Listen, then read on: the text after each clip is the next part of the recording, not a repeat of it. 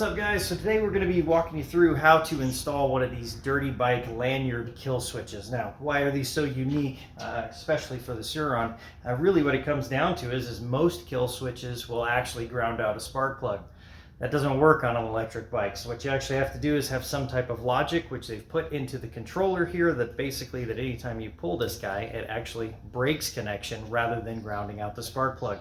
That's why these things are pretty cool. Not only that, the dirty bike guys are actually kind of neat. Even include a cool little keychain. Comes with a sticker and a keychain, but let's dive into it. All right, so the one that I've chosen, guys, and they actually have this in a couple of different models here, one of which is going to be the one that I'm going to be using. This is actually a handlebar mount, goes up on the handlebar, and then of course when you pull the key out or pull the pin out of it, that's what actually will break continuity and obviously kill the key switch. So it does wire into the key switch.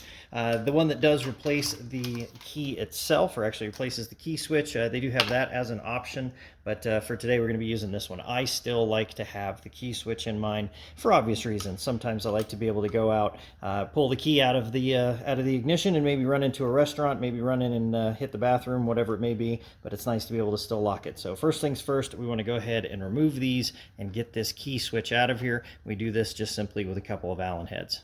So we've got the Allen heads out of here, and this key switch actually will come up and out kind of forward like that. And then of course you're going to notice the big gray connector here. These gray connectors you do have to push down on this little tab. You probably heard that thing snap.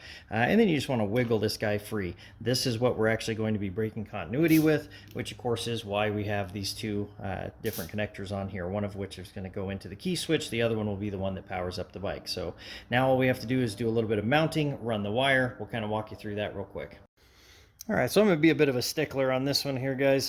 Probably not needed. They did put heat shrink over the connections that are directly on the back of the kill switch, but what I'm going to do is I'm actually going to add a little bit more heat shrink to the back of this, just simply so we get a lot less crud, less chance of anything happening to the back of this. I'm probably caution this is probably voiding your warranty right here, but it's all good. I'm going to go ahead and heat shrink this guy on here. That way we've got a little bit more stability on top of the wires as well. But we'll go ahead and get that guy shrunk up.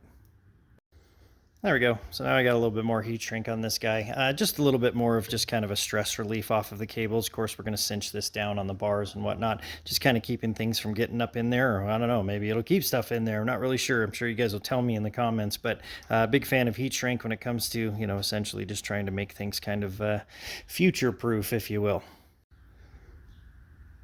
All right, so about the best spot I've found here looks to be about right here next to the brake lever. I am going to go ahead and mount this guy directly on here like this. Obviously, this will be zip tied down into place. You want to make sure that you have enough clearance through here to be able to put the pin back in there. This does have to be able to move free and clear, obviously, so that you can not only put the pin back in it, but also have it come out and shut off the ignition. So go ahead and get these Allen heads in here and hold on just a sec. So now that we've got this guy mounted to the handlebar securely, again, still plenty of space to be able to move that pin back and forth. They've given us more than enough cable to be able to run this. I'm going to essentially follow the same path as the throttle cable all the way down underneath the key switch here. Like I mentioned earlier, these just simply go in line with the key switch itself. Nothing more than just a matter of connecting these guys up. I can't get these wrong. They only go in one way. They snap into place. Just make sure that your locking tabs are completely secure. That's what will ensure that these things stay nice and watertight. Now I think the hardest part of this install is just finding a place to be able to shove all these wires back inside of here without having a whole lot of space up in here to begin with. I'm going to do my best to just kind of get these to sit up in there. Perhaps a couple of zip ties might even help in holding these in place, because obviously we still need to have room for the key switch underneath here. So I'm thinking maybe up inside here, inside the frame pieces. All right, well that took a good bit of fiddling to get all the wires around in there.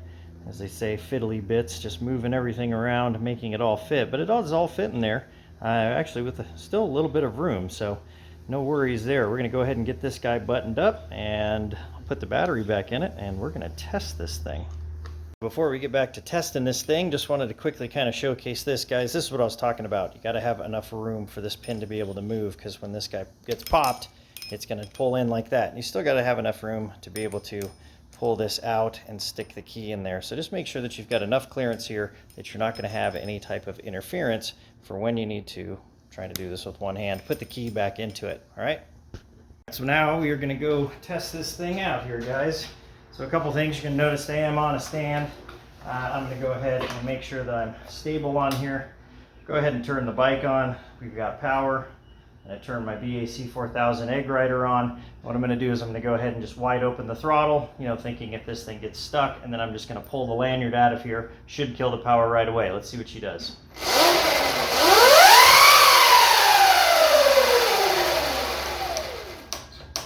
Completely killed the power, exactly like what we were expecting it to do.